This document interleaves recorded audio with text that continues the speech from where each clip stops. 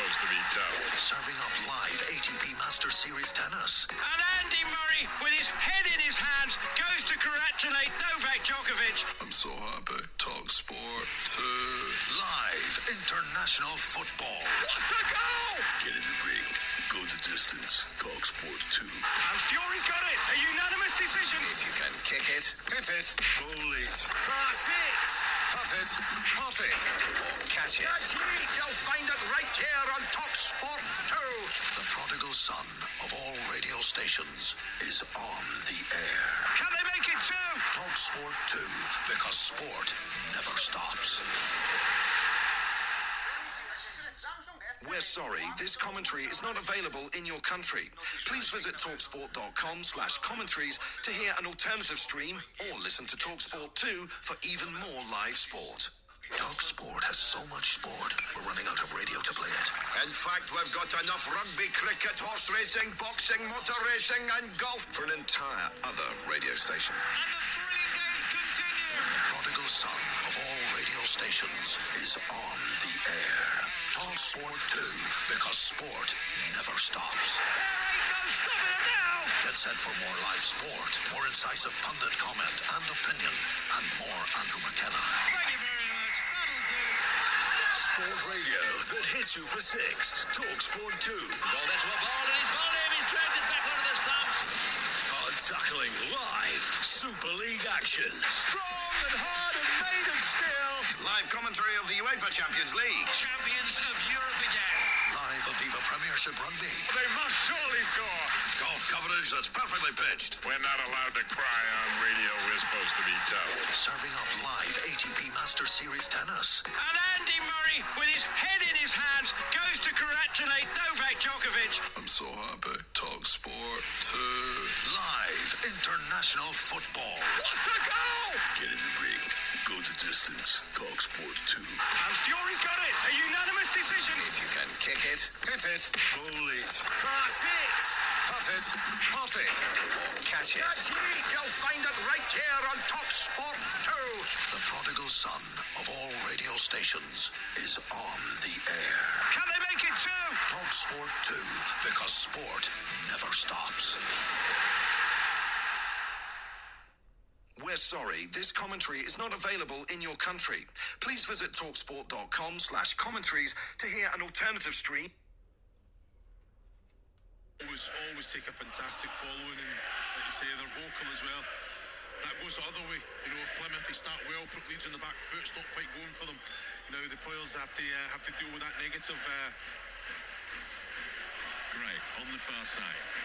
Just 17 years of age, Archie Gray is 18 next month.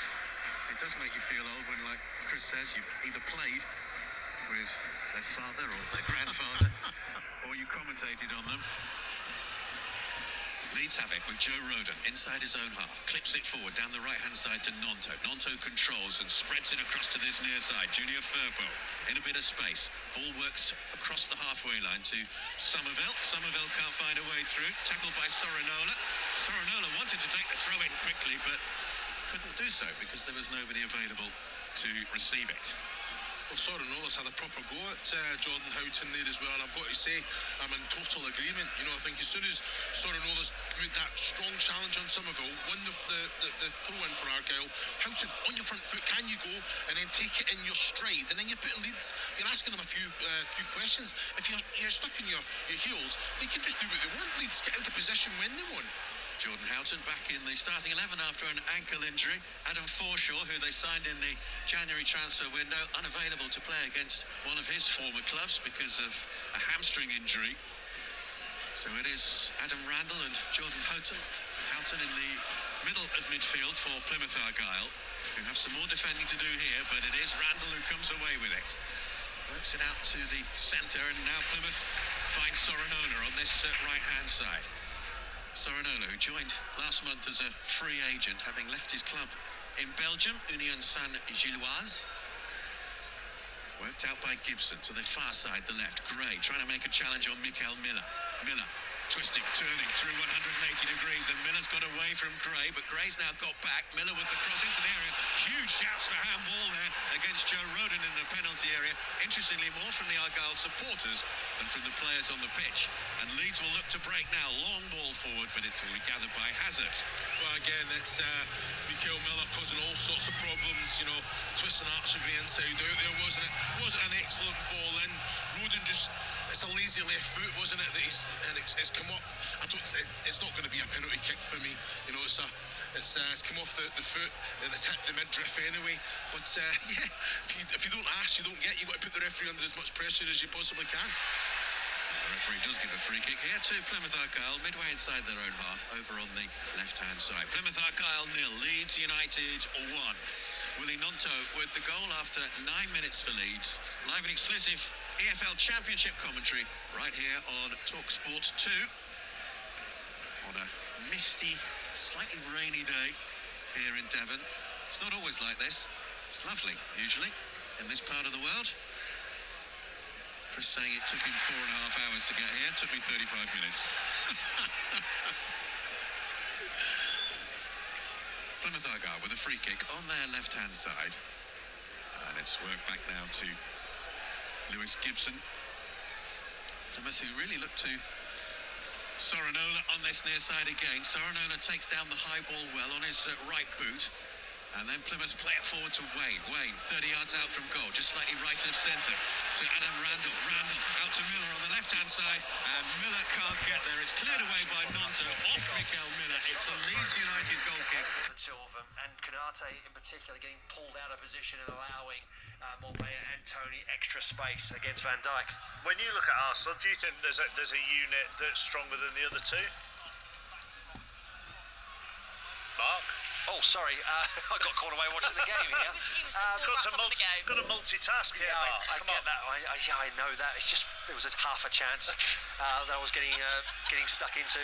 I think Arsenal aren't quite as good as City or Liverpool. My personal opinion. I think that, there are elements of Arsenal that are good and probably on a par defensively. Listening to what you guys were saying, I have to agree. Defensively, they're certainly up there. There are other elements I think they fall a little bit short, certainly in the final third, as in attacking wise. Maz, what's the noise for? Tony running onto ball, a long ball over the top. Liverpool were caught out pressing, and he doesn't quite get the timing of his shot away, and Kelleher is able to grab that one. But the counter-attack tactic from Brentford that we've seen so often, particularly now that Tony is back in the side, is really causing Liverpool problems at the moment. Mark Schwarzer and Maz Faruqi at Brentford, where it's goals between them in Liverpool. Ashley Williams, Stuart Downing, James McFadden, Statman Dave in the studio. When you look at Arsenal, what do you see, James? Yeah, I think when you're asking about the units, I don't think it's if anybody has a strong opinion on Arsenal being better in any area, then I don't think it's a ridiculous thing to say. I think that they're very close. I think when you look at the midfield, you get Rice and Odegaard. I think everybody can recognise the quality there, and it might just come down to your preference rather than, I know that Statman's there, he can back up stats and whatever else, but when you're watching it, you can just decide what you like. When you say whatever else, I mean, apart from stats, what else? Sorry, I'll say that again. You can make an argument based on stats, or you can make an argument based on what you prefer to watch. Dave, do you have any arguments based on stats? No, I've got what I prefer to watch, and that's Ben White inverting. He started to come inside and be that central midfield player against West Ham last week. He completed 97% of his 66 passes. So that's a stat, or are you watching it? We're watching it, highlighting it with the statistics in terms of him being very ball dominant. On the same time, Ødegaard was playing slightly deeper, which I think is better for their balance. Obviously, with Kai Havertz playing higher on the other side, having Ødegaard getting on the ball is really important. And here's a stat to obviously marry up all the concepts together. Ødegaard completed 109 passes against West Ham last week. That's the most he's managed in his professional career. So has Ben White inverted more, and this is looking at average positions as others. Has he inverted more recently? Does he invert more when Zinchenko isn't the left back? So this is kind of the first time we've seen it. Usually he's part of that base three-man defence in a sense, but that was Kivor, Saliba and Gabriel. he's obviously got the technical quality for it, but we're used to seeing him in a more of a supportive role that occasionally he will push ahead of Saka on the overlap, or he'll be sitting there. So it is a new thing for Arsenal, and I think that's the great thing about Arteta, is he continually changes things, like little minute details he changes from game to game. I was going to say, because there is a versatility there, isn't there? Because normally you think of a standard Arsenal move down the right, it involves White and Saka engineering a space for Ødegaard in that little half space inside right hole. Yeah, I think after the break, the mini break that Arsenal had, they probably had a look at it and thought, how can we, freshen it up a little bit, and that was the move. I think that let's invert Ben White and see how that goes. There's also something been going on. I don't know if there's something to back it up, but it seems like Havertz is getting a lot of joy for it. Like Havertz is working well since the break. With the Ødegaard dropping deeper, it's creating a lot of space for Havertz. So I think that the way that whatever tweaks they've made is clearly working, because they've been on a great run.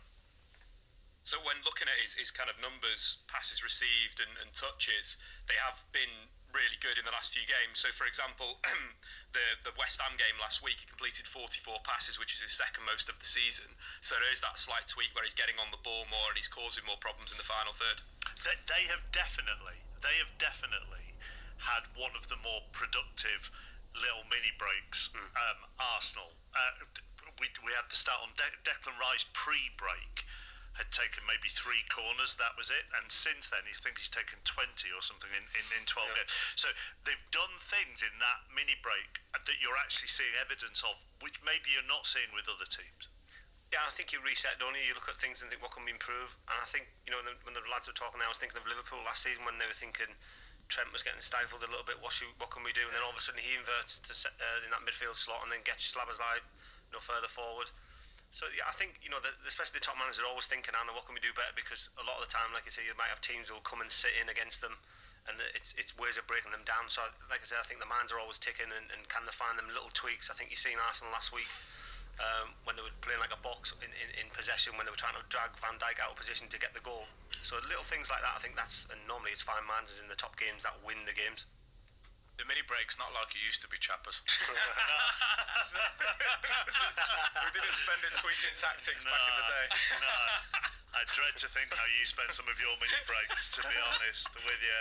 Do you have you've got some Declan Rice stuff, haven't you? Yeah, Declan Rice again. I think he's someone that could get in any midfield, and you look at the quality that he showed at West Ham, his ability to win the ball back, his domination in those defensive duels, and he's just carried on those numbers at Arsenal, and the progression of his passing stats as well have continued to evolve, and I think he's a player that will get better and better, and we see from the corners only Kevin De Bruyne has got more assists since the little break. So there's parts of his game that he's adding, and I think there's quality there. We saw with his goal last week as well. He's a danger from range. That was the one thing maybe you could look at, maybe his last season at West Ham, and say, he could probably score more goals. He's got the quality, and he's starting to do that. We're going to talk cricket next. Ashley, you're off. Thank you very much for being with us. Cheers, Ashley guys. Williams with us this afternoon. Still goalless at Brentford, between Brentford and Liverpool. In the Women's Super League, Arsenal are a goal up on Manchester United. And in the Championship, Leeds lead at Plymouth by a goal to nil. There's about 25 minutes gone in all of those games. We'll go back to the football with Statman and Mark Schwarzer and Stuart Downing and James McFadden shortly. But let's touch more on a very disappointing day for England in the third test against India. The hosts closing their second innings on 196 for 2. A lead of 322 runs. Earlier, England had collapsed, losing their last 8 wickets for just 95 runs to be bowled out for 319. We were talking to Jonathan Agnew earlier. Phil Tufnell, former England spinner, joins us. How do you view how England battered, given how it has been a success for them previously? Absolutely. Rolled out of bed at 4 o'clock this morning, the Shabbos, and was thinking to myself, right, I'm actually looking forward to this. They've got themselves in such a good position yesterday. An amazing knock from Ben Duckett, and then also you hear that Ravi Ashwin has left the Test match through personal problems and what have you. And you think, right, hold on a minute. You go out there, you got Joe Root, you got Ben Duckett. Joe Root, one of the best players of spin in the England side. Ben Duckett on absolutely flying, and just knock it about for an hour or so and get right back into this test match. But things didn't work out that way. I think the Joe Root shot will be talked about for quite a couple of weeks to come. You said earlier, didn't you, on Five Live, that he's been sucked into a game that doesn't suit everyone and it doesn't suit Joe. No, I agree. No, you said it. That's why. Yeah, I'm sorry. I agree with what I said then. I'm glad I've agreed with myself. I've been up a long time. I know you have, bless you. Sorry. I don't mean to confuse you by quoting yourself backing you. Sorry. Yeah. He's too good a player in a funny sort of way. I mean, it's been really good for the likes of Duckett and Crawley. It suits their game. It's got it out. Baz Ball has sort of got them out of their shell. But Joe Root is just a class player, and I want to see Joe Root playing like Joe Root can.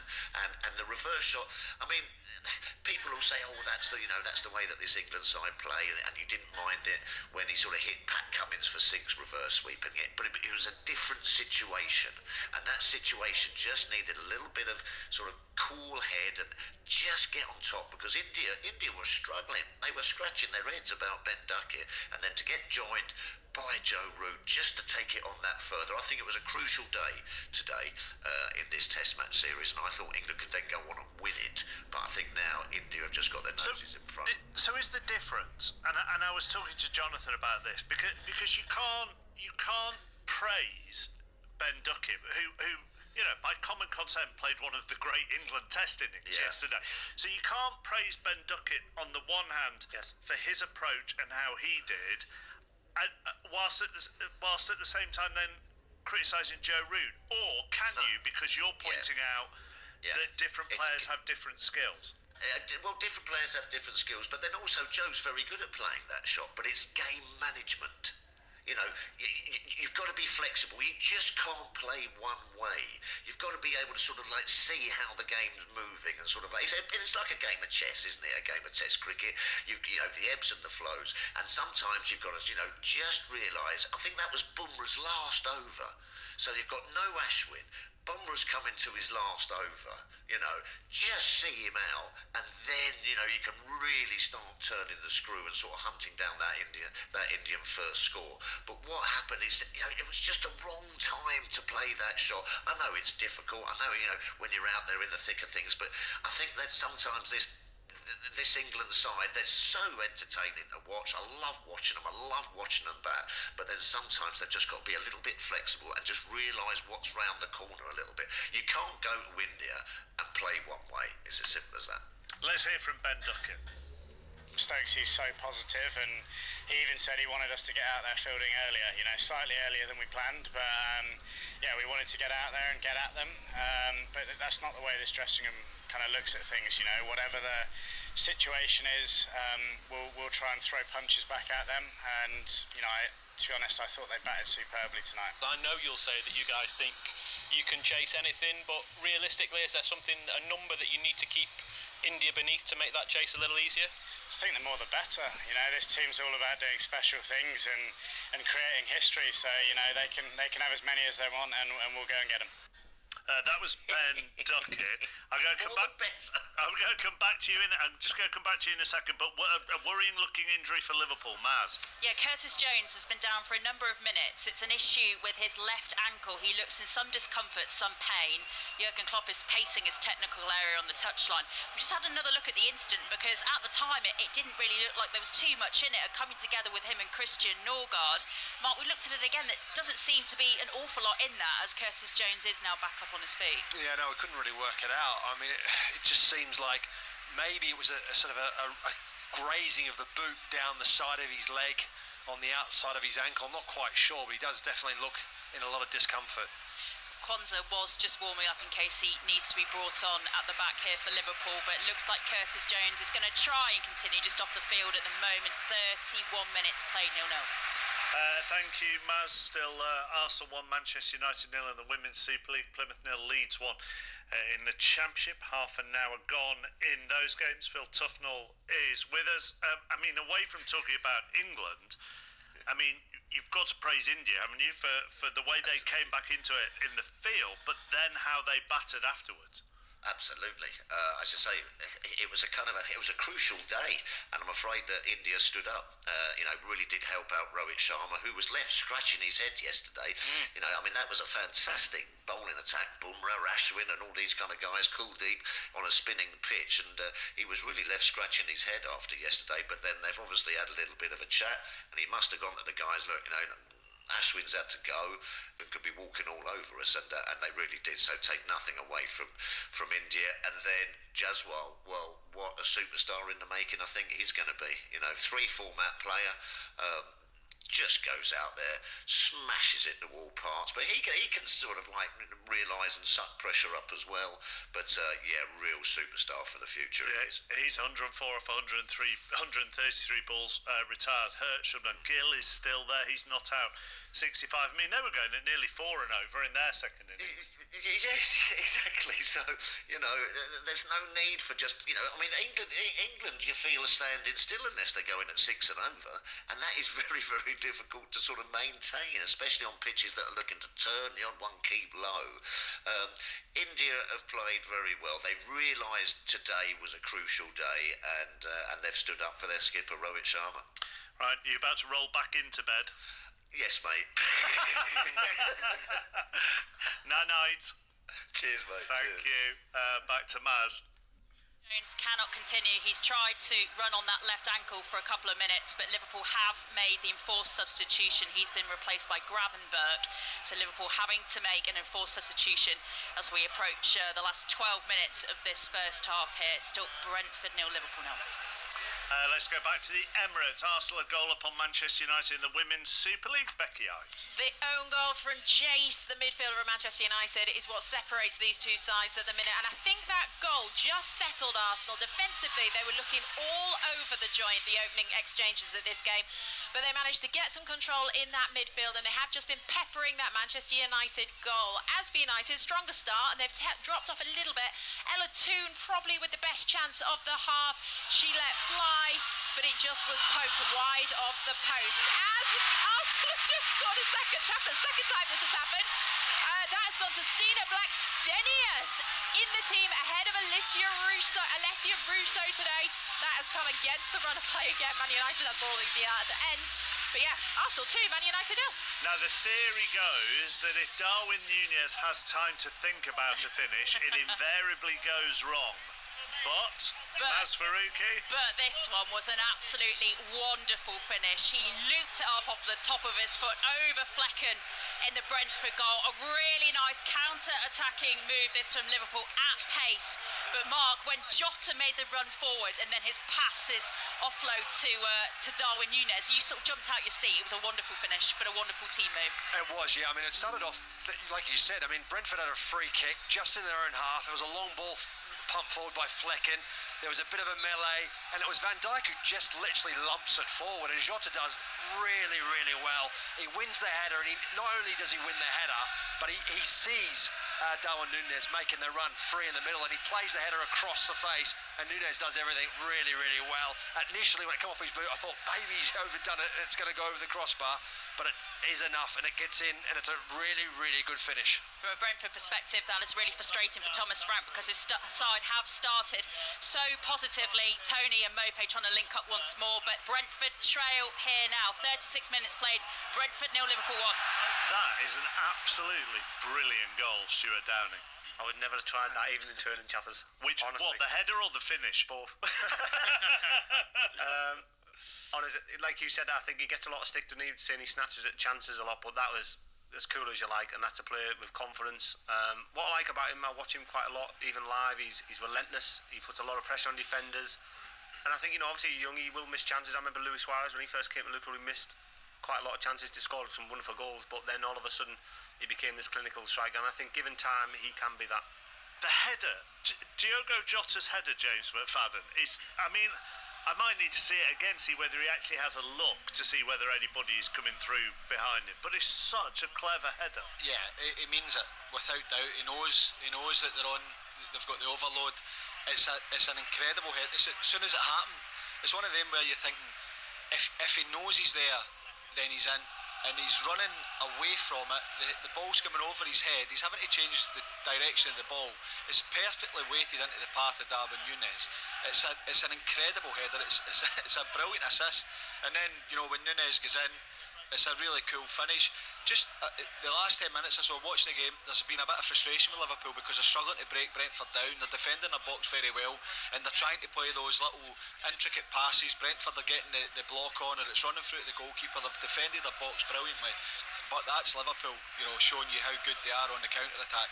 Darwin Núñez with an incredible finish, but for me it's all about the header from Jota. Let's just go back to the Women's Super League at the Emirates. Becky Ives. Arsenal 2, Man United. Now, it was a Chloe Lacasse goal for the second one. Katie Zellin for Manchester United actually cleared it, but she cleared it onto the head of a running Chloe Lacasse at goal. Not sure how much Chloe knew about it, to be honest. Hit ahead, went to the back of the net. Arsenal 2, Man United 0. And to Plymouth, John Akers. Plymouth Argyle 0, Leeds United 1.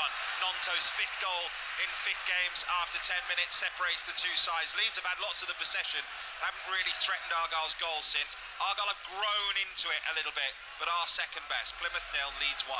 Let's talk more EFL. Mark Clement joins us afternoon. Hello. Are you trying to make me cry with having Schwartz and Stewie on the same programme?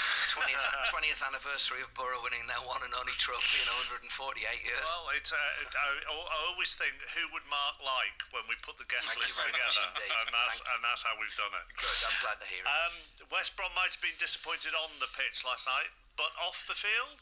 Yeah, taken over.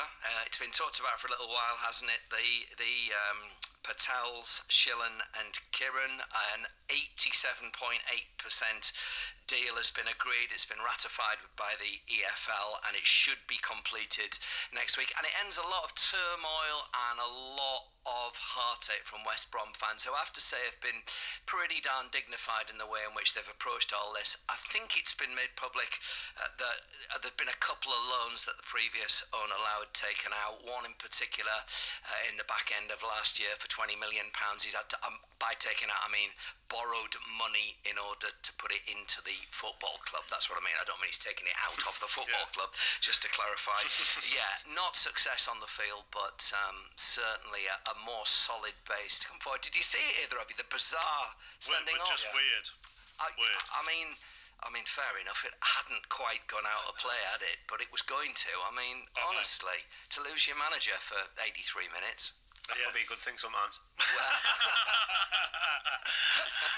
And presumably for the following game, no? If you unless they try and appeal it, I suppose. Well, rules is rules. If the same rules that sort of led to his red card and having to go up to the stand and all that stuff, I mean, how can you appeal it if the ref was right? Let's another week, another managerial appointment to discuss. Yeah, I mean, we're talking about the Huddersfield manager here, aren't we? I've got to be honest with you, like so many that come in these days, unless you're an aficionado of European football, it's my first attempt at saying this on air, Mark, so let's give this a go. Writer. Thank you very much indeed. That's very much appreciated. Listen, comes with the credibility of having won the Swiss League 2 years ago, 2 promotions into Germany's Bundesliga. He's the 3rd manager of the season, obviously, at Huddersfield. Do you want the latest stats? I'll work them out. I like to do this occasionally. I'll work them out. We're up to 34 EFL clubs have changed their managers this season. 34, and 6 of them have done it twice. Wow. I mean, it is utter carnage out there. I think we finished last season with 36 clubs in total, and 10 did it twice. And there'll be 1 or 2 that have been recently appointed as well on bad runs. I might be thinking, wow, I wonder if my club could do it. Some of those will have done it through no fault of their own, though. Notts County, off the top of my head. Oh, you mean, yeah. But it's only a handful, though, isn't it? Yeah, it is. You're talking about managers that went off to other football clubs, but it literally is a handful. I mean, I know Stu's doing his badges and he's gone in at Leeds in the academy and stuff, but all up and coming managers, any manager you speak to just seems to be impervious to the utter slaughter that is out there in the ranks. I mean, there's no security in this job whatsoever, and I feel for example, do you mean managers, not your job? Yeah, probably mine as well, Mark. It's been a long time. It's only a matter of time. Comes to us all at some point. Of course it does. I'll bring Stuart in, but there's more injury worries for Liverpool. Man Yes, Faruqi. Yeah, Diogo Jota, an issue with his left knee. They were sort of coming together with him and Norgard and McAllister. The stretcher's coming on. He just got up to his feet, was helped to his feet by the Liverpool physio, and then went straight back down again and is shaking his head.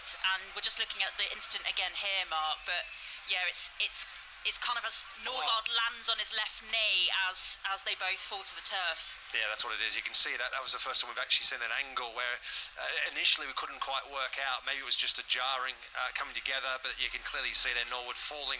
He's just his weight falls straight on it and looks to a sort of on the side as well. So it obviously has created a lot of pain, and there's some real concerns for him.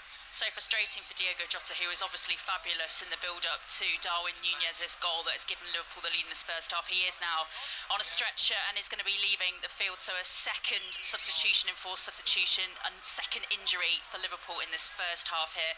Mohamed Salah is stripping off, so it looks like he's going to be the player to come on and replace Diogo Jota. Obviously, he's coming back from a hamstring issue as well. Curtis Jones has already gone off in this first half as well, replaced by Gravenberch, as Diogo Jota is now stretchered off. So Liverpool do have the lead here, but a couple of players getting injured for them at a crucial time in the season.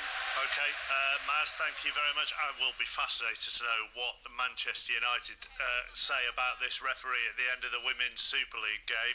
Becky Ives? Well, we've got a penalty. Honestly, this game's got such an edge to it. Gemma Evans brought down Beth Mead in the box, no question about it.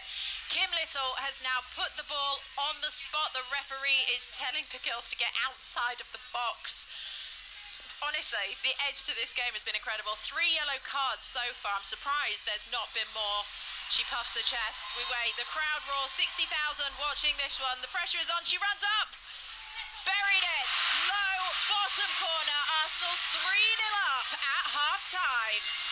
Stuart Downing in the studio with us. James McFadden as well. We're talking EFL with Mark Clement. The point that Mark made about what was it? Well, thanks for listening. Managerial once you praised him earlier, he just switched off. Managerial roulette wheel and game of chance, etc.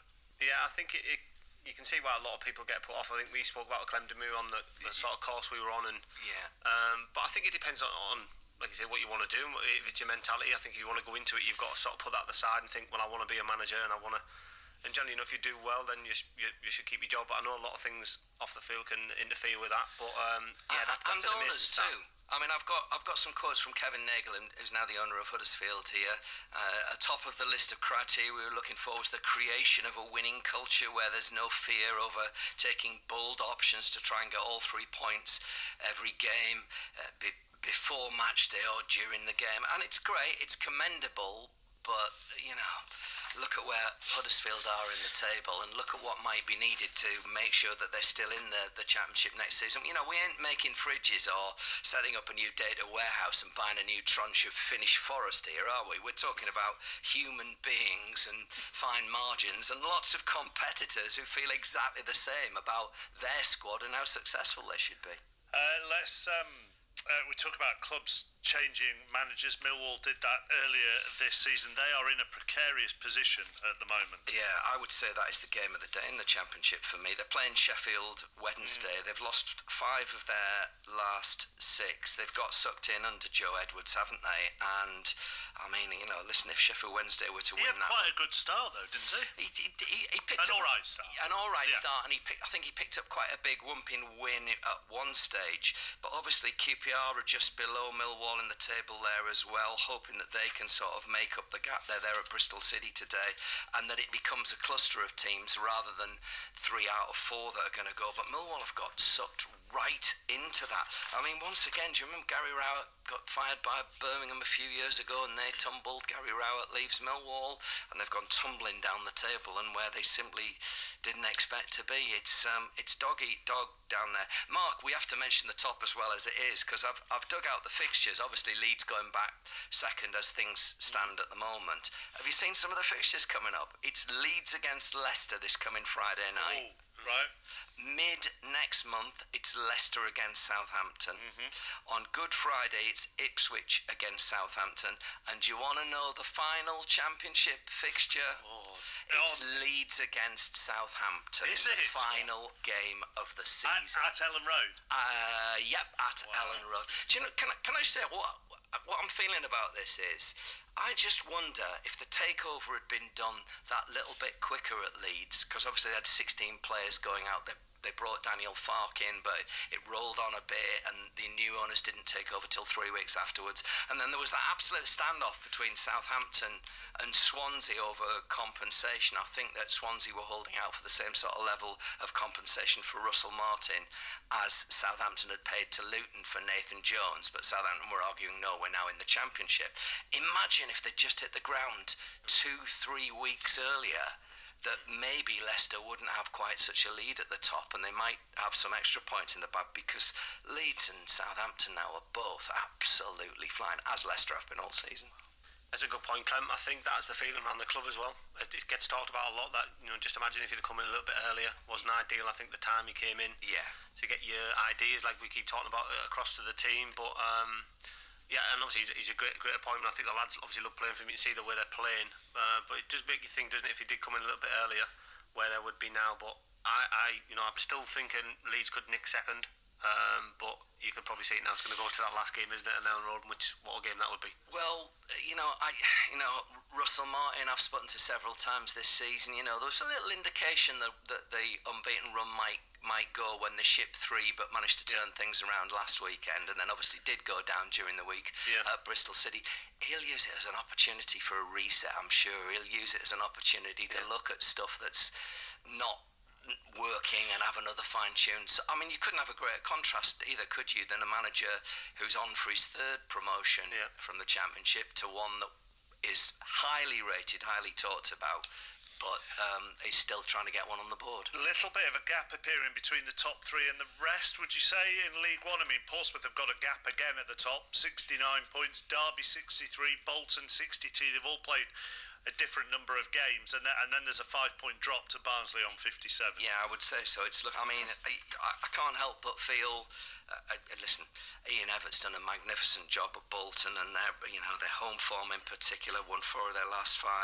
You're talking about a wily operator in Paul Warne, aren't you? Who's just got Derby, took him a little while to get going, pulled them up into the playoff places, got them up into the top 2 as well. So it's magnificent. I must say as well, thoroughly deserved that Steve Evans, the Stevenage manager, got a new contract this week, because again, that's probably the game of the day, isn't it? Stevenage going to Derby at the top of the table. Yeah.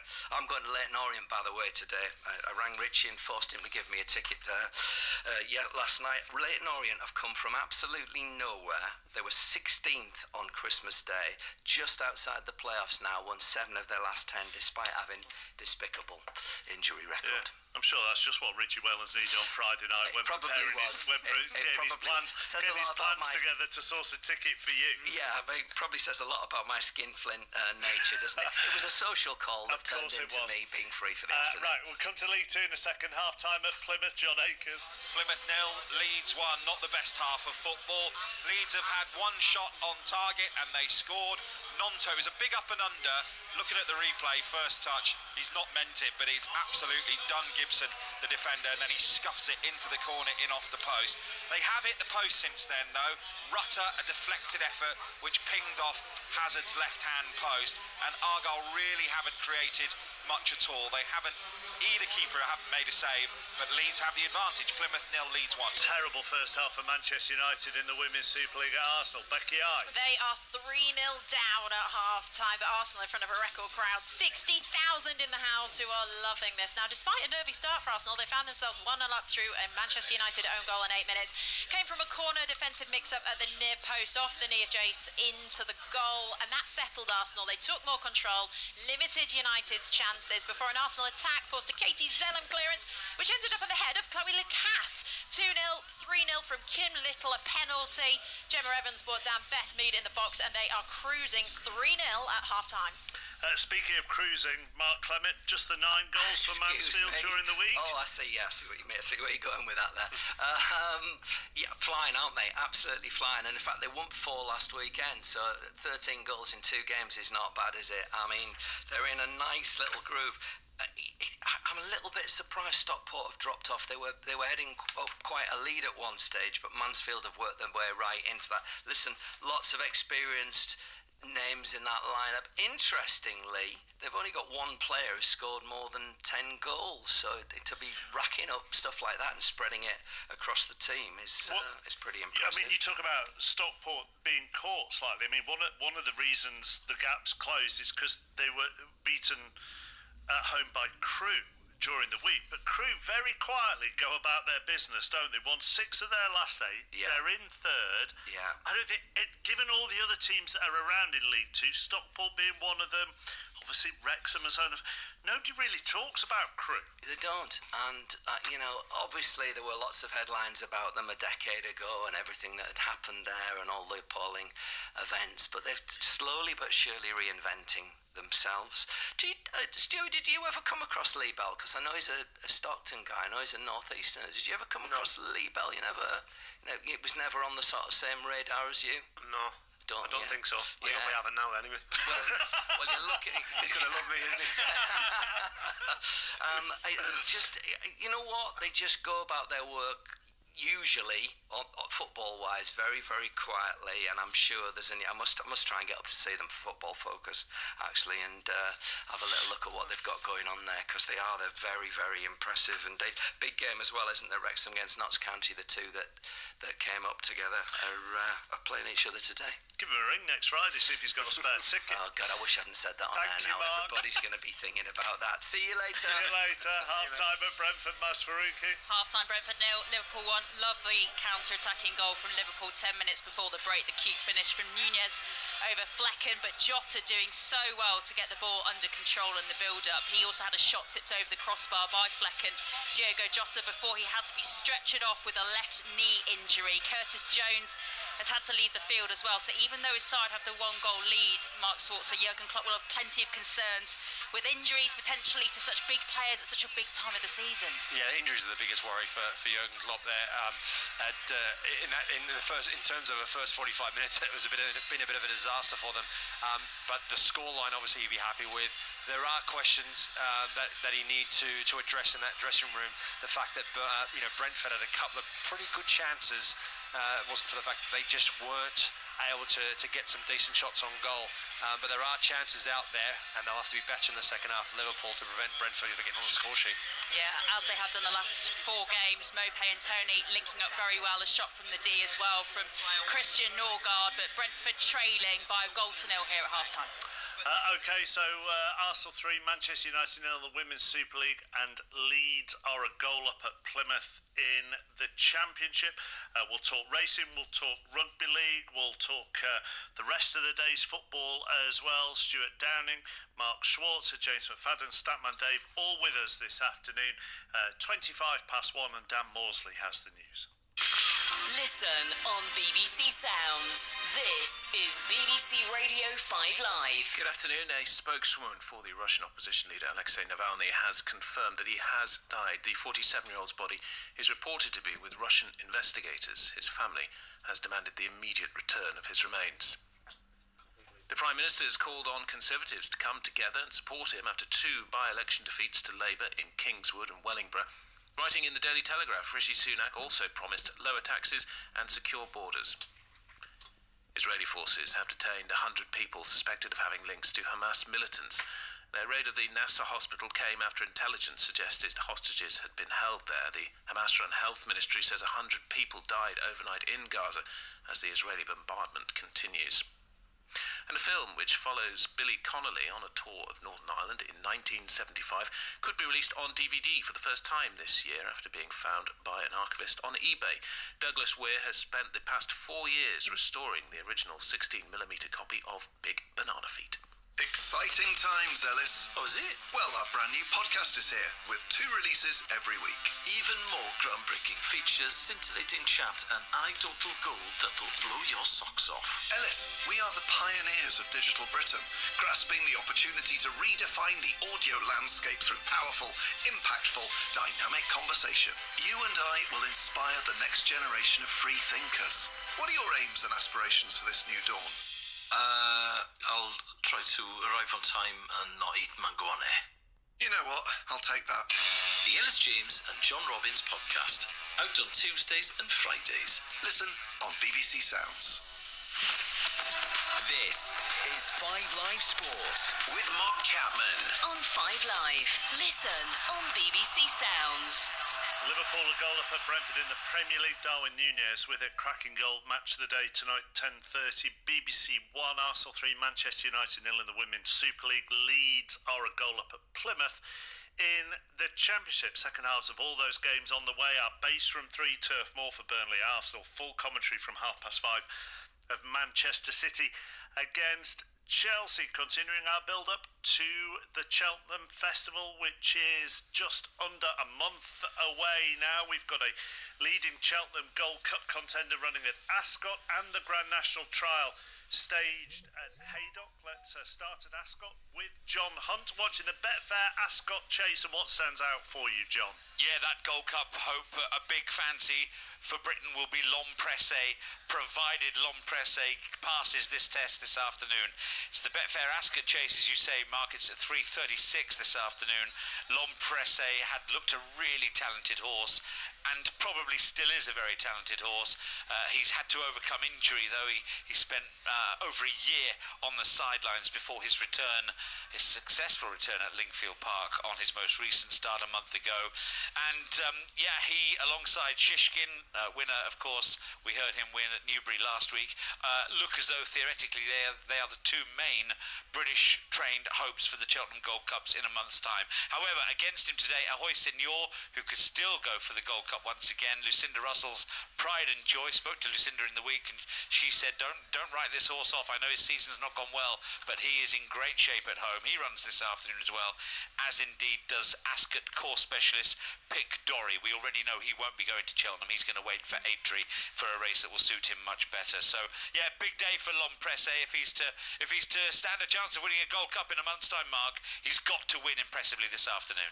So Cheltenham next month, Aintree in 2 months' time. You've got 6 Grand National hopefuls in the trial at Haydock. Yeah, that's at 3:15. We'll keep a close eye on that as well, Mark. Yeah, the top weight there is the former winner of the Welsh Grand National, I Will Do It. Venetia Williams is the trainer of L'Homme-Pressé here at Ascot. She's also got a Grand National entry in the form of Chambard, who runs this afternoon. And I suppose the other interesting runner in that race today up at Haydock Park is Highland Hunter, who you'd think, if he were to be successful this afternoon, would virtually rubber stamp his place in the Grand National. The Grand National this year, Mark, of course, will be something very different. The usual 40 runners has been reduced to 34, so everybody anxious to try and get a run if they can. And as you say, those 6 hopefuls contesting the trial this afternoon will be keeping their fingers very crossed that they're the ones that can step forward. I think that one thing we do know, that if you're going to run in the Grand National, you need to be winning this afternoon's trial. So it's very, very competitive indeed at Haydock this afternoon. So keep you up to date with all of that with John throughout the course of the afternoon. Also this weekend, Super League is back. 2 matches this evening. Catalan against Warrington and champions Wigan are at Castleford. Kevin Brown, part of the BBC TV team, covering the Wigan game live later on BBC Two. Plenty of live Super League on the BBC, both TV and radio, this season. So far then, Kevin, Hull KR walloped Hull FC, Leeds have won, Huddersfield won at Lee, Saints thrashed London. Anything stood out for you in those 4 opening games? A few things have stood out. One being the first game, how ill-disciplined Hull FC's new recruits are. Frank Pele got a red card, Liggy Sow got a red card, and Herman Essa got a yellow card. So it's no coincidence that they got well beaten by the near rivals Hull KR when discipline's that bad. And attack-wise, they were very poor. So yeah, back to the drawing board for Hull FC. But I think the one team that'll be the happiest out of everyone is probably the Huddersfield Giants. They went to Lee. Obviously, Lee have got huge expectations this year, the Challenge Cup champs. But Huddersfield have gone there, turned them over. It was a sellout. I think Tapau were on again. But yeah, the Giants turned them over 16 points to 8. So I think for them, they'll go back to West Yorkshire and being the happiest in the league so far. I do feel like maybe it's just because I watched the whole game and then the Leeds game last night, but I do feel there've been quite a lot of cards already. Do you think that this could be a pattern this season? I mean, when I say that, I do appreciate that in the whole game, one of the whole players punched somebody in the face, and then another one needs somebody in the head. So they were probably fair with those red cards. But do you worry there might be a pattern this season? No, I think it's great, and I completely agree. I think them red cards would have been red cards last year and the previous years. I think the difference is, they're really strict now on contact with the head, and rightly so. But it will take the players a little bit of time, and make no mistake about it, the coaches will be going, you cannot hit people in the head, whether that's with your knees or your arms. You just can't do it. So drop your tackle technique a little bit lower, and you'll stay on the field, and you give our team a chance, because I think every year you see, some new rules come in, and it takes a little bit of time to adjust to them. I thought last night's game, Leeds and Salford, was a great game. Obviously, Momorowski went off for a late hit, but again, I think that the referee's got it completely spot on. And yeah, it'll probably take a couple of weeks, and then I think we'll see less ill discipline. I love having sort of non-rugby league people in when talking about rugby league, and the kind of look on your face, Stuart Downey, when coaches really need to tell people that you can't hit people in the head. you kind of look to me as if that should be kind of common sense. I never got told to do that. I wish the coaches were telling them to do that when I was playing shop. Absolutely, Kevin. Yeah, absolutely. Listen, the game you are at today, which is Castleford against Wigan, they're the defending champions. Wigan, and there was a feeling when we did the preview show this week, and there's a feeling in the game anyhow that they've recruited well this off-season, and that's made them even stronger favourites. Yeah, well, it's been a bit of a joke, really, how well they have recruited. The size that they already had, they're already the champions, but the recruitment, obviously, there's a new investor, a billionaire owner now, and Wigan have always been one of the powerhouses, but I can't see anyone challenging Wigan for a number of years with the squad that they've got if they can click. But a number of years, Kevin. Wow. A number of years, because they've signed these players up long term too, and that's the thing. And they're not changing the spine, which I think is key. We saw Leeds last night sort of stuttered to victory because they had a brand new 1, 6, 7, and 9. Well, Wigan are completely stable in that area. Bevan French, Jayfield, Harry Smith, they've been, the backbone of that side. But what they've done now is they've added Cruz limited into the middle of the field, surrounded him by, world-class talent like Luke Thompson, Sam Walters, Sam Esse, with already, the Mike Coopers in the team. And I think now teams will have, the double threat of, will they come through the middle of us? And if they do, we're going to have to tighten up. But then once they do that, you've still got Jayfield and Bevan French, who are an absolute nightmare to defend against, with even more space. So I think Wigan are as good a team that I've seen in the Super League. Potentially. The other game tonight is Catalan against Warrington, which is fascinating, isn't it? Last year's grand final runners-up, Catalan, Warrington under a man who was a superstar as a player, plenty of NRL experience as well, international experience playing for England in Sam Burgess. Watching how Warrington go under Big Sam will be fascinating.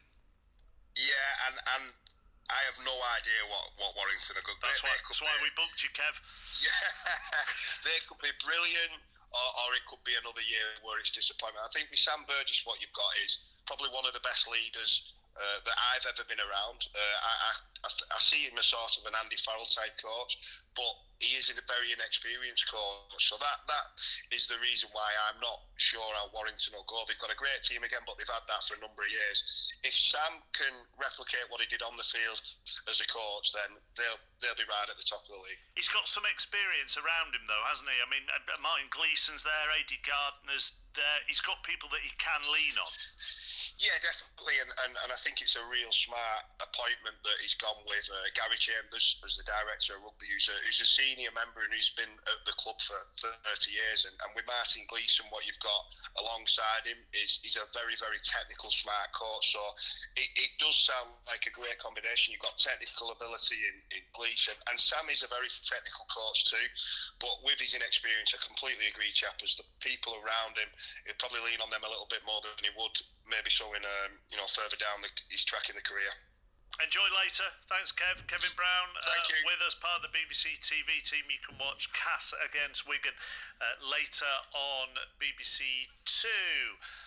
Another substitution for Liverpool as the second half's about to get underway. Maz Faruqi. Yeah, Cody Gakpo just standing in front of the Liverpool technical area waiting for this substitution to be confirmed. But Mark Schwartz alongside me, it looks like it's going to be Darwin Núñez, the goal scorer, who's going to be replaced. It does, yeah. A bit surprising, really. Can't quite work out why. Maybe he's picked up something in the match, because it's just a real surprise to us that he's coming off. But I mean, you did see Cody Gakpo getting ready the minute the halftime whistle went. So it was something that obviously either was planned or they knew there was something wrong. So either way, Darwin Núñez is going to be the third player replaced by Jurgen Klopp already this afternoon. A reminder, in the first half, Gravenberch and Salah having to come on because Jones and Jota both picking up injuries. We're about to get underway in the second half. Brentford 0, Liverpool 1. I mean, James McFadden, this could be a terrible whether they win or not, this could be a terrible afternoon depending on the extent of, well, certainly Jones and Jota's injuries and now Darwin Núñez. Yeah, I mean, there was a challenge on Conor Bradley, I think it was Reguilon, and he got booked for it, and it panned to Klopp and he just had his hands on his head. He's like, not another injury. So look, it's not a great afternoon in that sense. I think Jota, he'd be the most concern for me because of the way that he stood up and came off. You see the kind of heavy landing as well. That could be, you know, it could be, you know, a few weeks, couple of months for Jota, which is a blow in itself. Darwin Núñez, I mean, for Liverpool fans, they'll be hoping it's just precaution. It could be tactical. It could be that they want something different from Gakpo. Mo Salah's on now as well, so it could be tactical. But you'd be surprised, though, wouldn't you? I mean, without, you know, undermining but maybe it's because tactics. Jota's come off and he's thinking he wants to maybe protect him because he is different to the rest. It could be that. I think whatever way, I think it looks precautionary, whether it's just to make sure he doesn't get injured, could well be tactical. Stuart? Yeah, I'm just thinking, you know, tactically you're thinking they're not really comfortable in the game, either. You know, every game's important, but you need to just focus on this one at the minute. If it was 2 or 3-0, I get that, but it's got to be some sort of a niggle or something he's carrying, and then maybe they're thinking, obviously, with the way the day's going, we can't take that risk, and we'll sort of get him off and get him ready for the next game. That's the only thing I can think of. I mean, they did bring Mo Salah on, didn't they? Mark Schwarzer, who is at the game. Yeah, that's right. I mean, they did bring him on, and they needed to bring him on because obviously the injuries, and I think probably a lot earlier than he would have liked to have.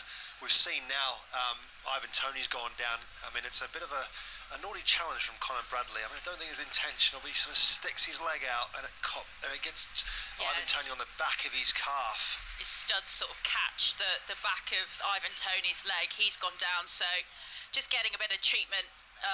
The Brentford forward for them. They made no substitutions, by the way, at half-time, and that yellow card that James McFadden mentioned for Reguilon in the first half, the only caution so far of this game, but potentially more injury concerns this time for Brentford. No.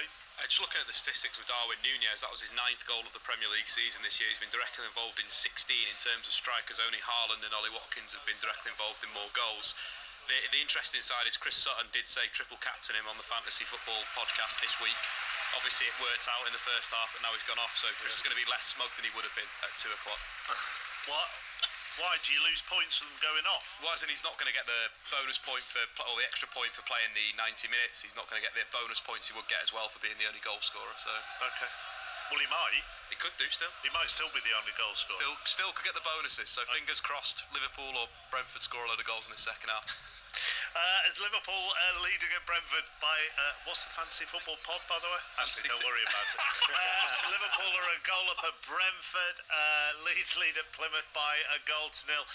Arsenal 3, Manchester United 0 in the Women's Super League. Let's turn our attentions to the 5:30. Remember, we're at Burnley Arsenal at 3 o'clock, but then full commentary at 5:30. Manchester City against Chelsea. John Murray will be there for us. He's at the Etihad. Now, you would... Yes, good afternoon. Good afternoon. I mean, you would obviously favour Manchester City for this, but in the reverse game earlier this season, Chelsea did cause them some problems.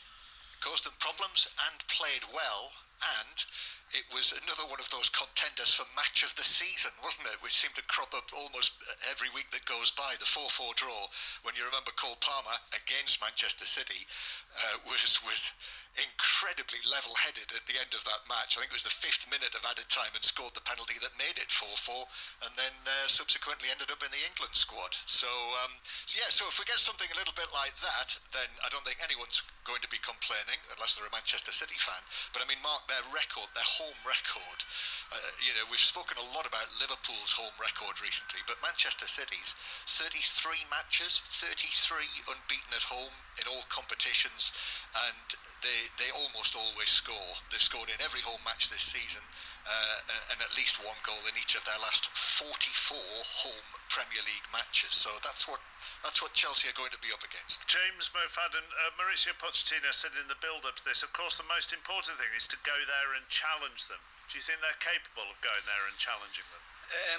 Well, I think if you just mentioned the 4-4 game, it's the inconsistency with Chelsea that they could go and they could play well. I think that they could go and it could be an embarrassing defeat for them as well, because Man City are just flying at the minute. John mentioned the home form. I think just their form in general is just incredible. So Chelsea will have to be at their best, and I think that's the telling word to compete with Man City, to make sure that they're in the game and try and stop them as much as they can, because they're in great form. Kevin De Bruyne's come back. He's been absolutely sensational. So I think they can, but for me it's unlikely. I think that's the difference in it. De Bruyne coming back in. He looks really refreshed.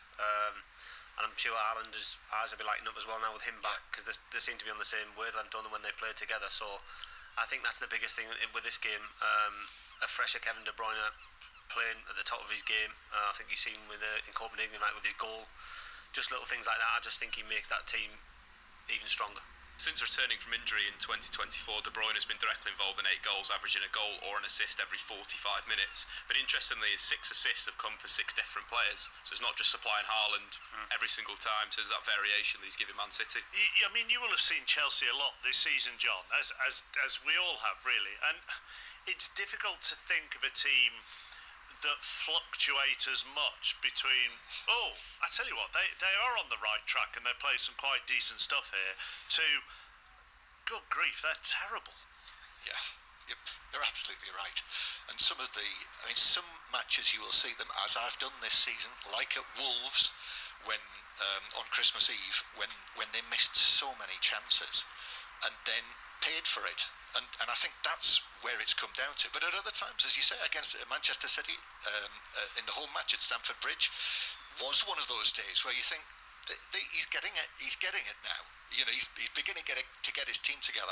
But again, as I think you and I have discussed in the past, all the way through this season, they have had a lengthy list of injuries. Round about 10 people who are not available. I know they've got a massive squad. And he's kind of at times found his right blend, but I think very often he's not been able to do that. And of course, Thiago Silva's the latest one on the list. So, they'll not have him here today, and you would think that he would potentially be a really important figure for them today. So who they'll play in defence today, we'll just find out later. Actually, I've got a question as well for Dave. Well, hold fire on that. Oh, hang on. Do you want him to answer it immediately, or is he going to have to delve into his spread? Is it the one? You can text me later if you want. No, well, that'd make terrible radio, to be honest. But what I'm saying is he going to know off the top of his head, or is he going to have to go into his spreadsheet? He might have to go into his. Okay, well, ask it then. I want to know definitively, because I've seen several different figures. How many assists is it that Kevin De Bruyne has had in his Manchester City career? Because I trust Dave to know the definitive answer. Okay, and whilst Dave goes into his spreadsheet, Google, we'll go to Brentford. Big chance for Mo Salah. Yeah, really good chance for Mo Salah. He's on the ball again now, actually, but he was running onto a ball over the top. A great first touch as he ran down the right-hand side. He's now just fed in Gakpo, actually, who then puts the ball crossfield back to him, and Brentford get it clear. But it was a great first touch as he ran down the right-hand side. Forced out wide, though, by Flecken. The Brentford keeper doing enough to put him off when we thought he was going to find the back of the net, Mark. Yeah, it was a poor effort actually from Mo Salah. He did really well initially. The ball over the top, takes the touch with his left foot. Really good touch to a sort of across the middle of the goal. And as he's running again, he takes his next touch, takes him out of position again. And then he goes back on his left foot, back towards the goal. And as Flecken comes out to make himself big, he stretches out and he wants it on his left foot and he tries to toe poke it past him, and it gets it horribly wrong. Tony looking all right, by the way, after he was down, requiring a bit of treatment at the start of this half. Looks like Thomas Frank might be making a couple of substitutions for Brentford shortly. They still trail 1-0. Going direct, Mark, has actually worked for Liverpool in this game, hasn't it? It has, and I think that's the one thing I would say. You know, initially, the way the game started, Liverpool tried to play out at the back, of course, which is what they normally try and do. They're being closed down, Brentford on the front foot, and then the occasions where they've gone long, once was more so about just defending, where Van Dijk, for the first goal, just launches it forward. Jota turns it into an unbelievable pass, and it's been really, really effective. In the second half, it's exactly the same. Liverpool are prepared to sit back a little bit, absorb some pressure, allow Brentford to come out. That gives them more space in behind. Just going back to Manchester City against Chelsea, James McFadden, just on sort of rounding off everything with Chelsea before we go back to De Bruyne. Do you see in Enzo Fernandez somebody who's started to settle? Now he's been here just over a year, and he's actually starting to fulfil his more natural role, because he isn't a holding midfielder, and Pochettino has talked about him, you know, being box to box. Yeah, I think it's been tough because, you know, for one, the transfer fee, but also the kind of the amount of players and the different team selections to try and wait on that. Back to Brentford goal, Masfarouki. Second goal for Liverpool. Alexis McAllister finding the back of the net. The ball was maybe bobbling up a little bit. He had to take a little bit of time to take the touch, but created so well by Mo Salah, feeding the ball across from the right mark. Yeah, this time Mo Salah's toe actually came into good effect. It was a really good ball to McAllister. McAllister, yeah, you're right, because he towed it to him with such pace. McAllister's first touch was a little bit bobbly as the defenders around him, and then he himself, I think, in the end, just toe pokes it into the back of the net. It's a really well-worked goal from Liverpool. So Liverpool 2-0 up now, and we've played just about 10 minutes now of this second half. Brentford 0, Liverpool 2. I mean, he took that well, Stuart, down, didn't he? I mean, it's not great from a Brentford point of view. They've let Liverpool walk through them, really. It's a great pass, and the touch set him up really for the goal, doesn't he? I mean, you think of McAllister as well. You know, he's more of a holder as well, player, but he's sort of got in the box. To be fair, toe comes to good effect. It's a good finish. Back to Enzo Fernandez, James. Yeah, I'm just, you know, finding a rhythm, teammates, himself, you know, getting in a rhythm for games. But certainly he's starting to show, you know, the type of player that would make Chelsea go and spend the money when they did, and the type of money. I think that he's shown throughout his time, you can see that there is, you know, a good player in there. But I think that Chelsea as a club, you know, have to find, you know, a level of consistency. John was speaking about, you know, how up and down they are. I think you mentioned they can either be good or absolutely terrible. Well, that's not a great range to be in when you're trying to find consistency. So I think that as the club settles, you're certainly getting to see the best of them, but there's more to come, I'm sure of it. James, I'm just thinking that if you put Fernandes in, say, a Liverpool team or a Man City team last season, yeah, you'd see a different player, wouldn't you? I think because there's a bit turmoil at Chelsea, up and down, a lot of players, different philosophies, different managers coming in. I think he's found that difficult. No, I'm just thinking obviously he's a quality player. He's starting to show signs of that, but just wonder what you think if he went into Liverpool. You'd probably see a different player straight away, wouldn't you? Yeah, I think so. I mean, you know yourself, if you're playing wide and you've got a different fullback behind you, there is a different relationship. So he's getting into the main area of the team where, you know, he's in the midfield. Has he been playing as a holder? Is he that type of player? Are they getting the best out of him?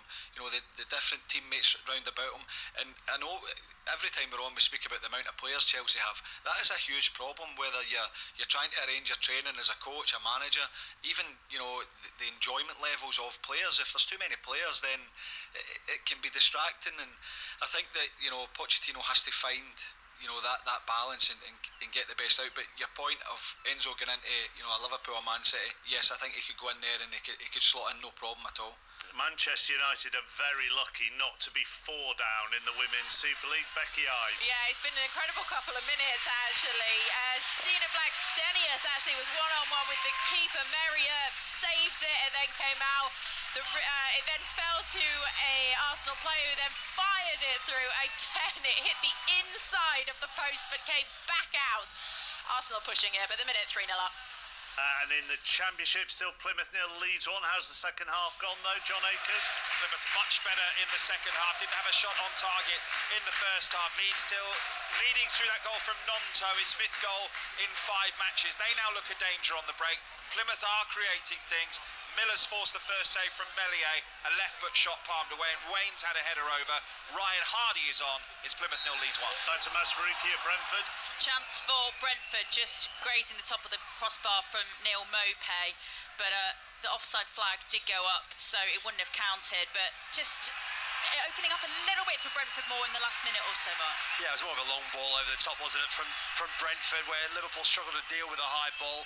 Ivan Toney got himself in a bit of a bother there. Looked like he went down as if he was claiming a penalty. They did do a quick check, but Wave play on very quickly. Yeah, VAR check for a possible handball by Endo, not given, so play continues. Liverpool going forward again.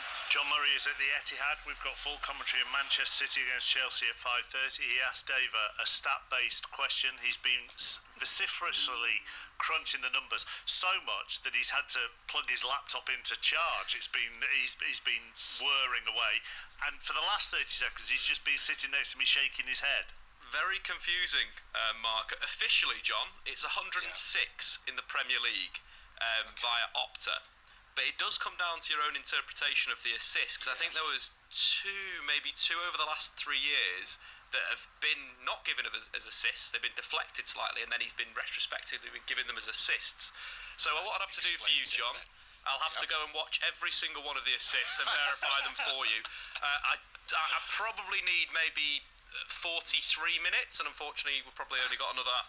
Well, you've got all those podcasts to record, Dave. So there you go. So what we'll do next time, we'll get a definitive answer. What did you have him down as assist-wise? Well, in all competitions, I've seen it variously over the course of the last few weeks. It's sort of 150 something, but I'm not entirely sure what it is. Hence the reason I asked the question. So, Matt, that was just the Premier League 106. Yeah. So I'll look at all of them, then, John. That'll take me probably about an hour. So yeah, probably not today. Retrospectively, a couple have been given to him that weren't originally. Yeah, it's like the dubious goals panel. We all saw that brilliant goal scored last week by the Hull City winger. Oh yeah, that was initially given as an own goal. Yeah. And then because the goal was so good, it feels like they went back and changed it. So, it was a brilliant goal. He scored with a Rabona that took the slightest touch of a Rotherham defender. Come on. And would he get Dale know this as well. So would he get the assist in the Champions League on Tuesday night when there was the deflection? I don't know if you saw it. The ball that bounced through to Bernardo Silva. Yeah. Would that count as De Bruyne's assist? Yeah, I think he got the assist for that, didn't he? Yeah. Okay. So it's questionable. Last Saturday. Pep Guardiola made subsequently after the game last Saturday against Everton, Pep Guardiola made a big thing about Erling Haaland's body language. On Tuesday night, when I think you compared Erling Haaland to Hong Kong Fooey, did you see any problem with his body language? Well, generally no, and I think I think it's just become a little bit of a thing, hasn't it? And you know, did this come? I think this actually came from Guardiola himself, who offered it in an interview with Norwegian television. I think that's what we said had come over the course of the last week or so. So this actually came from the manager. So is that an accident, or has he done that on purpose? And then, but he does, James McFadden, doesn't he? He does tend to, the players that can take it, every now and then he'll just give them a little bit of a rocket. Yeah, I think that, stops complacency, stops him thinking the job's done. I think he does it all the time, and it's very difficult to have a go at Erling Haaland because he's going to score goals. So it's like, I'll go for the body language. Yeah, it's body language. Come on, you need to look as if you're enjoying it a bit more. But you can see when he gets a chance, particularly, Stu mentioned it, when it comes to De Bruyne, he knows if he makes a run, there's a chance of him being found. So I think it's just trying to get every little bit out of his players. And you're right, and he picks the ones that can take it, because clearly it's having the desired effect. Very, very similar to our correspondent John Murray, who, just as our leader, just gives us all a little rocket from time to time. Let's go to John Hunt at the racing. Yeah, we're at Ascot, Mark, and watching the Reynoldsdown chase here. A race for young steeplechasers, been won in the past by the likes of One Man and also Mr. Mulligan. Both went on to win the Cheltenham Gold Cup. Here, Apple away for Venetia Williams, for Lucinda Russell's stable. Out in front, but being challenged sternly by both Henry's Friend and Kilbeg King. The King of Ryhope's in behind him in 4th place. That was the second last fence, and 3 of them in line now. Henry's Friend, Kilbeg King, also Apple away trying to rally. The King of Ryhope not far away from them at all. Pulled up at the back of the field, Brave Kingdom. They're up and over the last now, and Henry's Friend takes a narrow lead onto the run-in. Henry's Friend from Kilbeg King, a driving finish, a neck between them. Henry's Friend just in front from Kilbeg King. Henry's Friend last home, won by just a head. Henry's Friend, the winner from Kilbeg King. In behind them was Apple away. All 3 of them have entries at the Cheltenham Festival in a month's time. But that's a tremendous story of improvement for Henry's Friend. Trained by Ben Pauling, second winner of the day incidentally here at Ascot, and ridden by Ben Jones, young rider, his second winner of the day too. Henry's Friend, massively progressive. He's been winning little races around the smaller tracks up until now, but he's come to Ascot, shown great tenacity, and he may well now be heading for the Cheltenham Festival. Great story developing there.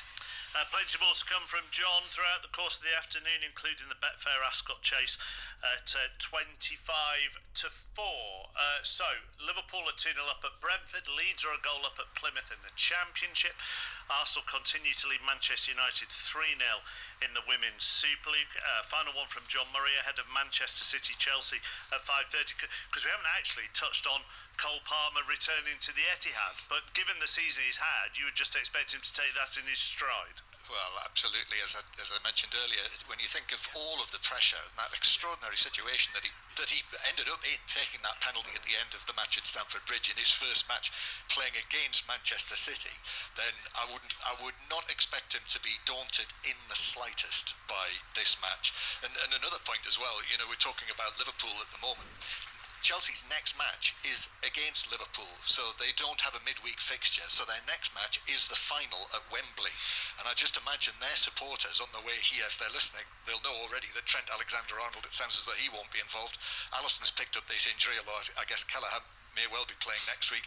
But to hear that Jones, Jota and Nunez have all it sounds, picked up injuries today, then, a match that I think when they both qualified for the final, everyone expected Liverpool to be the overwhelming favourites, and they do play on Wednesday as well, Liverpool, in the league. Maybe it'll look slightly differently when we get to next Sunday. Okay, for the time being, John, thank you. John Murray, Leon Osman, your commentary team for Manchester City against Chelsea, 5:30 this afternoon here on 5 Live. We'll go around all our 3 o'clock Premier League games as well. Very shortly, just back to Brentford, Mas Faruqi. 66 minutes on the clock. Thomas Frank has made a triple substitution for Brentford in the second half. So Onyeka, Wissa and Lewis Potter, the 3 players coming on for Verslev, Mopé and Norgard. Maybe perhaps a bit of a surprise, Mark, that Mopé's been substituted, because again his link-up play with Tony today has been excellent. Yeah, it has been really good, and I am a little bit surprised, but maybe it was a case of just a little bit of fatigue, maybe some fresh legs up front, trying to push Liverpool a bit more. I mean, in the second half, Brentford, certainly in these last 10 minutes or so, haven't really put enough pressure on Liverpool. Liverpool have had the better chances.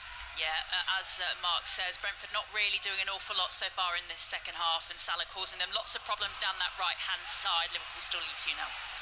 Any sign of Manchester United getting back into the Women's Super League game at the Emirates? Becky Ives. They are trying. They've got a big deficit to make up, being 3-0 down. But Nikita Parris just got herself into the box and shot near post. It went into the netting. Corner's just gone in now from Katie Zellenby. It looks like Arsenal are going to clear it.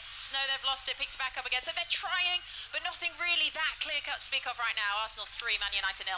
Still Plymouth 0, Leeds 1 in the Championship. That would take Leeds back into second, ahead of Southampton, and it would put them 9 points behind Leicester, who are at home to Middlesbrough at 3 o'clock. Let's go around all our Premier League 3 o'clocks this afternoon, starting with our base, Turf Moor.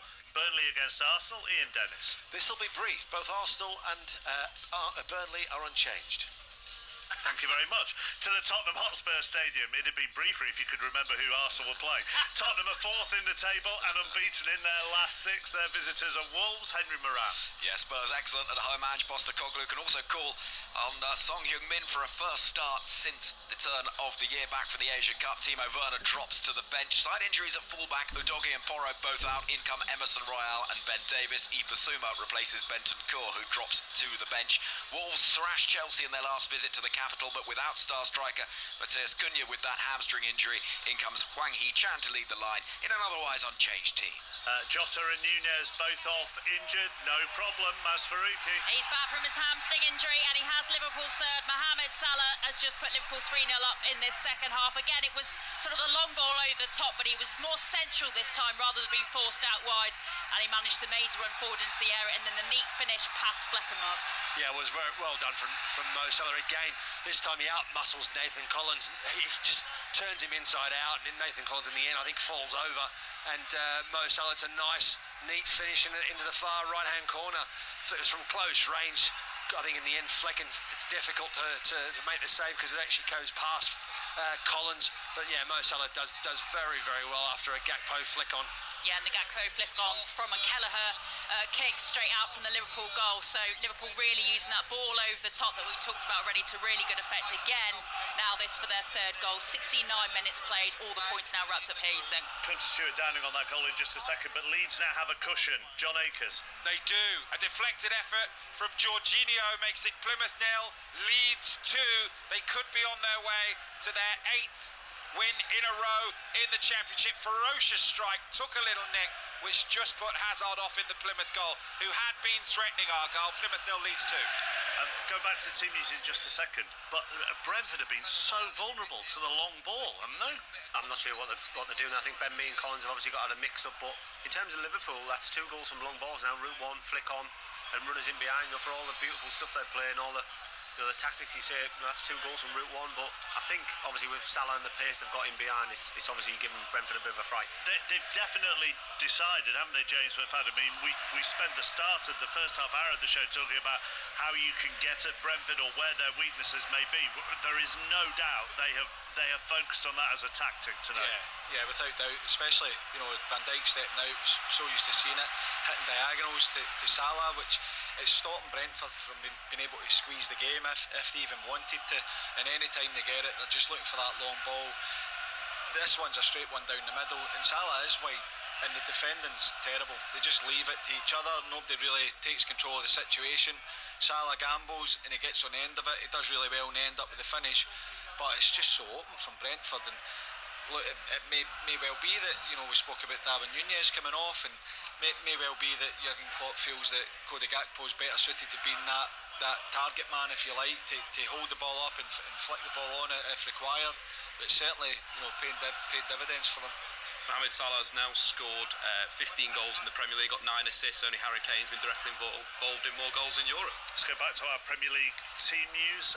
We heard the Tottenham Wolves team news. Villa just a point behind Tottenham in the Premier League. They are taking on Fulham today, who are looking for back-to-back wins. John Southall. Yes, good afternoon, Mark. 2 changes for Villa from the Manchester United defeat. Pau Torres and Yuri Tielemans come in for the injured Diego Carlos and Boubacar Kamara. Kamara's out for the season, which is a real blow that for Villa.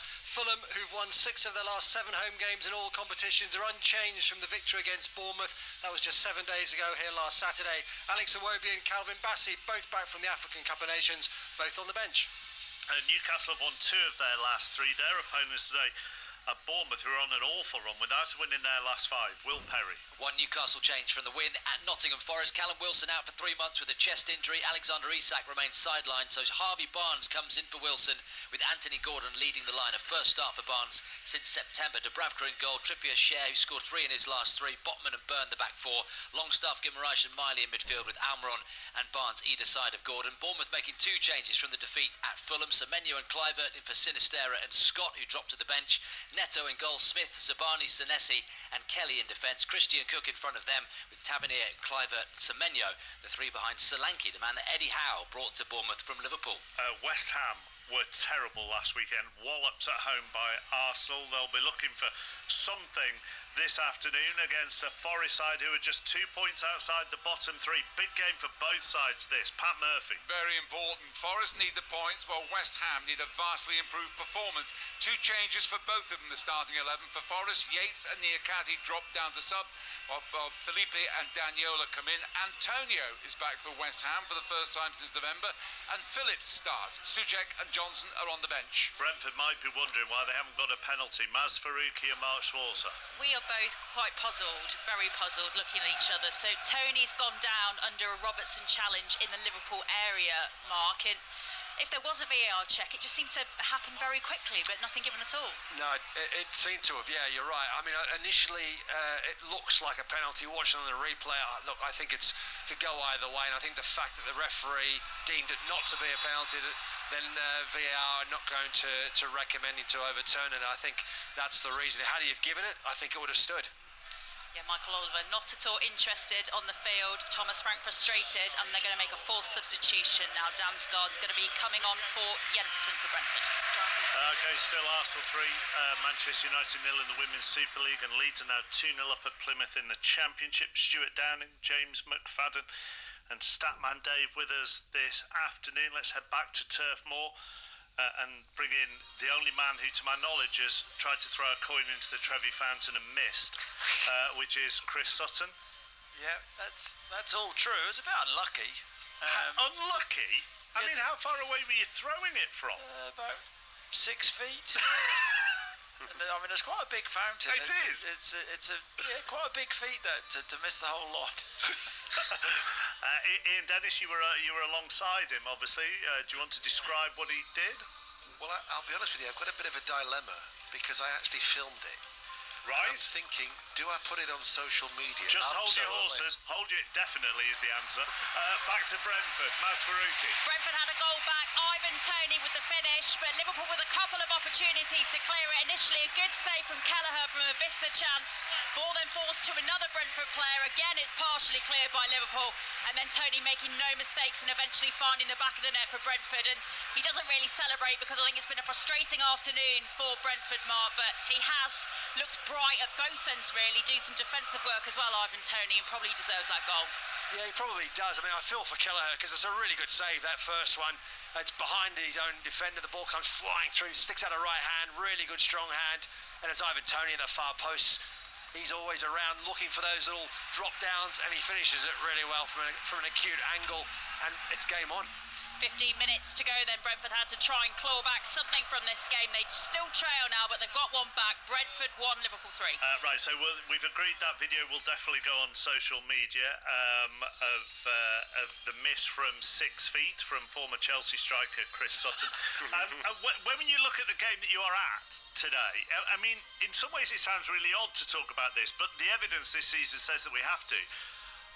Arsenal can win this on set pieces alone, can't they? Given how good they are at set pieces and how poor Burnley are. Yep, and the second part of that, you said Burnley. I think they've conceded 12 goals from set pieces, which is one of the worst in the Premier League. I think the second worst, and Arsenal so efficient, but they can open Burnley up from open play as well. But I've got to say, Mark, we covered the Liverpool-Burnley game last week. Burnley were put in a pretty decent performance. Vincent Kompany's talked about that in his match day programme today, saying that the performance was there. It was all heartening, but they need to turn the decent performances which they've had this season into points. I think they need 6 or 7 wins to stay in the Premier League. They've had 3 so far this season, and they need something to hang on to, or something to maybe spark and get them going. And a win here at home, where their home form has been wretched this season, would be massive, and maybe give them a bit of hope. But with Arsenal in the form that they are in, that's going to be a tall order. Stuart Danny, you can praise Burnley and Vincent Kompany for wanting to play a certain way, and they played that way in the Championship, as we know, and they are going to play that way. That is their philosophy. Yeah. But set piece defending can be worked on.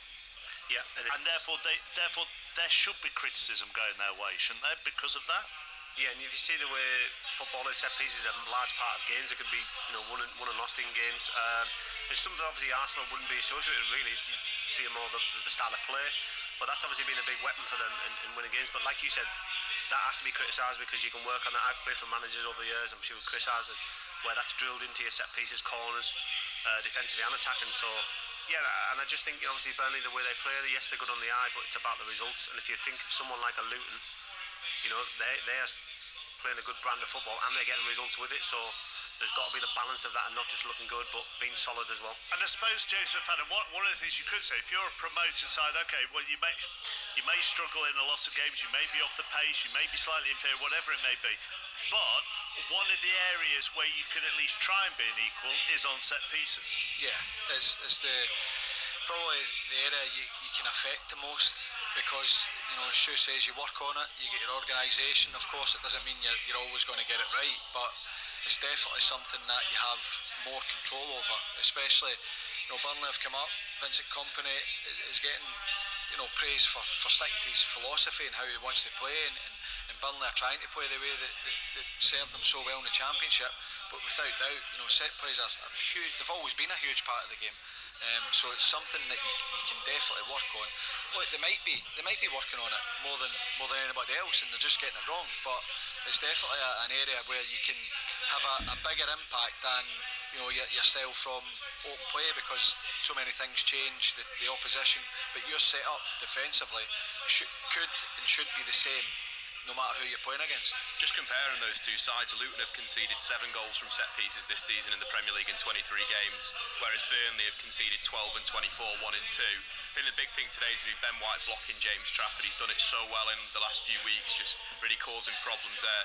But in terms of Arsenal, it opens things up. You know, they're not as dominant as they have been from open play this season, but they've scored 5 goals from counter-attacks, which is only better than by West Ham and Forest. And I think when they get that initial goal from a set piece, then it opens up. Saka's free, Martinelli's free, they can break. Mark Schwarzer, from a goalkeeper's point of view, like James Trafford, if you know you're going to be blocked, if you know they're going to put a man on you, what can you do as a goalkeeper to negate that a little bit? What I always used to do is put a player, a defender, my own teammate in between me and the attacker, the guy that's trying to block me. It wasn't me, was it? No, it wasn't you, Stuart. Yeah. You normally went hiding, yeah, definitely. You were actually, even when you're on the post, you were actually already making an overlapping run to try and hit the team on the break before the even corner came across. Correct. But yeah, so I would have them in between me and that attacker, and as the guy runs up to hit the ball, the delivery into the box, I would tell them always to move them.